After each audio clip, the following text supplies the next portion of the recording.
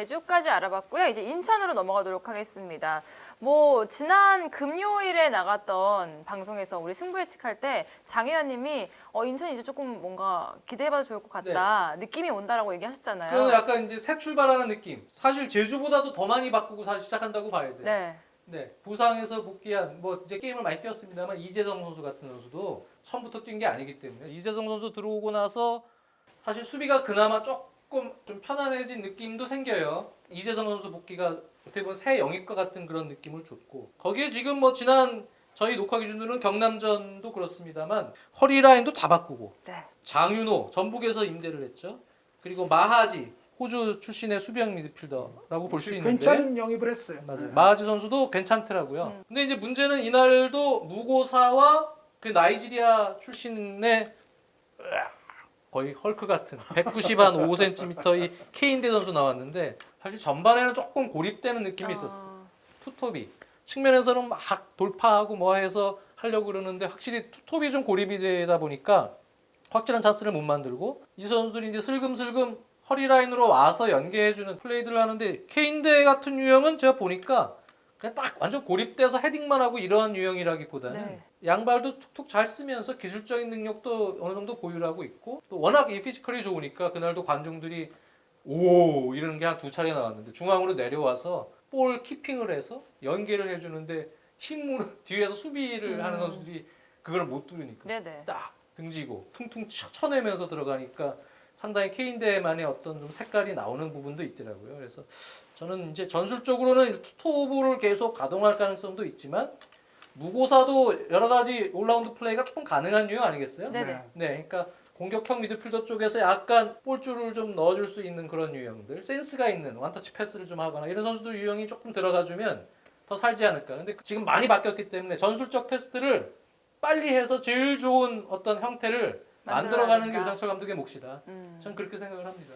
동감하고요. 다만 이제 장 의원님이 말씀하신 게 이상적이긴 한데 과연 그렇게 잘할 수 있을 것인지는 네. 저는 약간 의문이 있어요. 그러니까 터키 2부 리그이기는 합니다만 그래도 터키에서 꽤 오랜 기간 뛴 선수거든요. 케인대 선수 정도의 커리어의 선수를 비싼 돈 들여서 영입해 놓고 4-4-2 포메이션 이외의 포메이션 생각하기는 약간 어려울 가능성이 있고 양쪽에서 올려주는 4-4-2일 가능성이 있는데 그럴 때 무고사와 케인대 선수가 약간 동선이 겹치면서 호흡이 안 맞고 약간 겹치는 면이 없지 않아 있어요. 그래서 그런 부분이 과연 인천이 해소가 될 수 있을 것인가. 그리고 그 이재성 선수가 그래도 참 잘해주고는 있어요. 그런데 김정호 선수가 이제 파트너인데 냉정하게 말씀드려서 약간 불안해 보이거든요. 이쪽이. 그래서 과연 인천의 수비는 또 어떻게 될 것인가. 곽혜성 선수가 지금 공격 포인트 생산 능력은 아주 좋지만 또 그 뒷공간 수비는 또 어떻게 될 것인가. 그러니까 인천은 아무래도 지금 승점이 급하기 때문에 4-4-2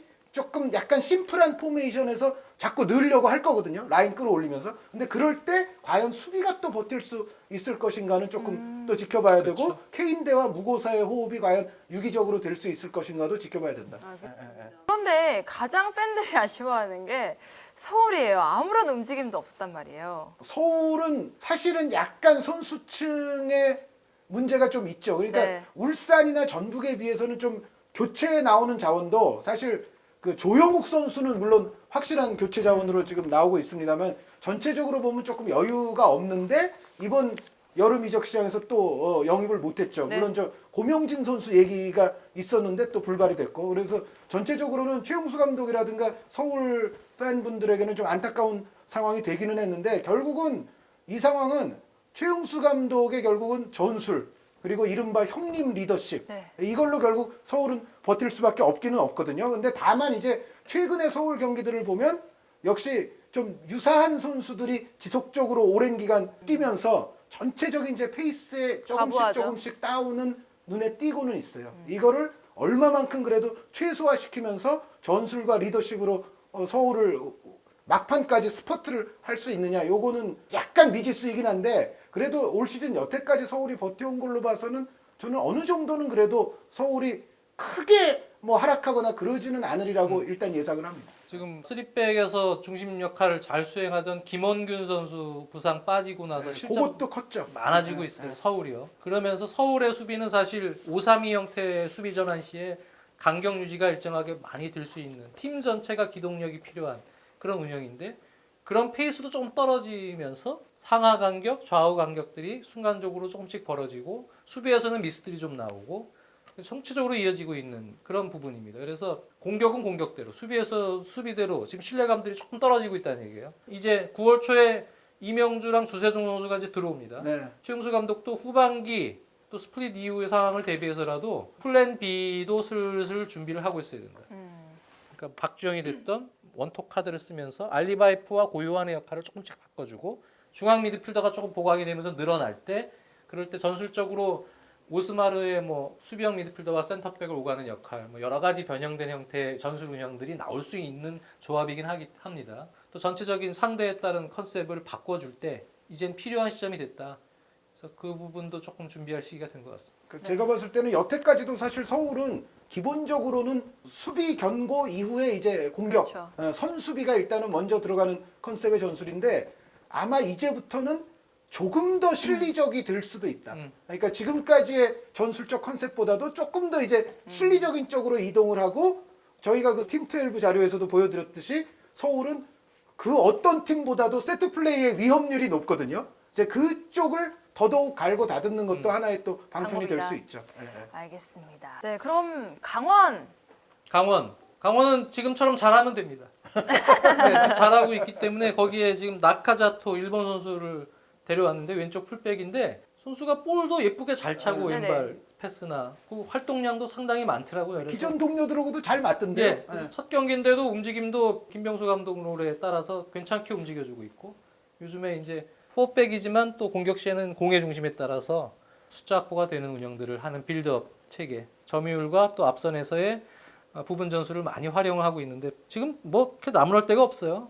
김병수 감독은 현재 체제를 그대로 쭉 유지하면서 축구를 더 무르익은 단계까지 가는 후반기가 되는 과정에서 이영재, 나카자토 영입은 상당히 좋은 영입이 됐어요. 이영재 선수 워낙 센스나 이 선수가 또 자신감이 또 붙으니까 공격적으로 아마 포인트를 또 많이 올려줄 수 있는 지금 흐름까지 가고 있거든요. 상당히 좋은 영입이 지금 플러스가 됐다. 네. 그렇게 보고 있고요.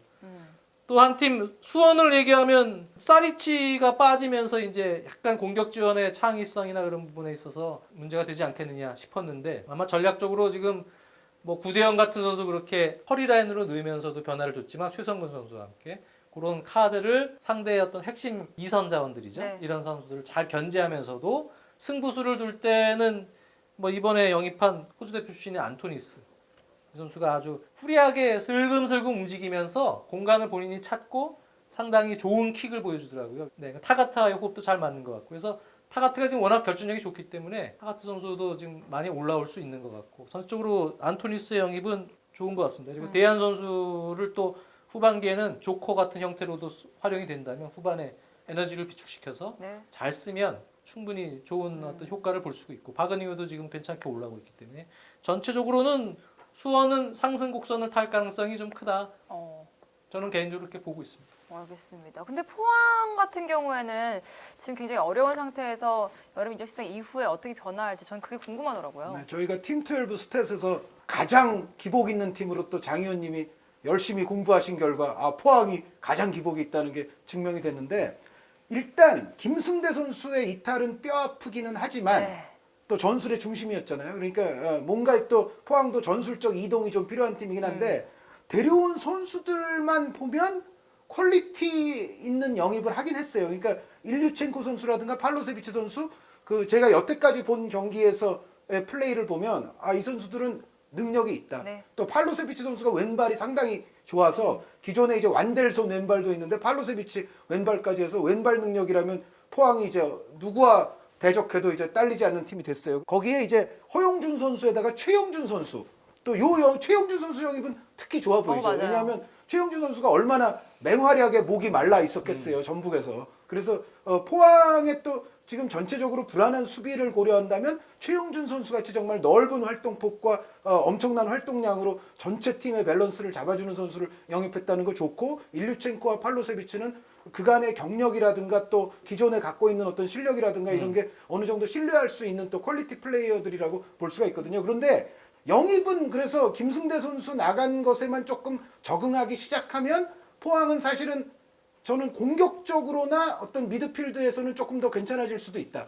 다만 문제는 여전히 수비 라인이 너무 불안합니다. 중앙 계속 수비가 말씀하시는. 불안하고요. 측면 수비에서의 어떤 공격에 가담했을 때의 공격의 어떤 지원 능력, 이것도 좀 문제고 중앙 수비에서의 어떤 수비력 이런 것이 전체적인 이 팀의 기복을 안 나올 수가 없게끔 만들고 있어요. 대구는 약간 걱정은 돼요. 다리오 선수 결별하고 이제 히우드 선수를 데려왔고 또 박기동 선수를 데려왔죠. 어떻게 보면 예전에 군에 간 김진혁 선수만큼 해주기를 또 기대하고 데려왔는데 맞아요. 일단 제가 봤을 때는 히우드 선수가 물론 다리오 선수처럼 아예 안 보일 때에 비하면은 지금은 히우드 선수가 주전으로도 나오니까 이제 그러면서 오히려 김대원, 정승원이라는 초공격적인 중앙 미드필드도 이제 히우드 박기동이 들어가면서 구축이 되곤 하는데 약간은 좀 이건 지켜봐야 될 것 같아요. 히우드 선수가 어느 정도 정말 다리오 선수 있을 때보다 큰 차이를 만들어낼 수 있는지. 그러니까 대구 팬들도 지금 약간은 불안한 시각으로 히우드 선수를 지켜보고 있을 텐데 조금 더 볼 필요가 있고 그리고 박기동 선수가 과연 김진혁 선수의 어떤 임팩트라든가 그런 조커로 나왔을 때 어떤 그 활용도만큼 또 해줄 수가 있는지 이것도 약간은 좀 의문시가 되는 부분이 없지 않아 있어요. 그래서 이거를 제외하고 보면 대구는 역시 선수층이 두꺼운 팀이 아니라서 그래서 가면 갈수록 과연 그 전반기 때의 힘을 유지할 수 있겠느냐는 그거는 좀 지켜볼 필요가 있습니다. 알겠습니다. 자, 이렇게 여름 이적 시장 어떤 변화가 있었는지 좀 살펴봤는데요. 이제 마지막 한 줄 평 부탁드릴게요.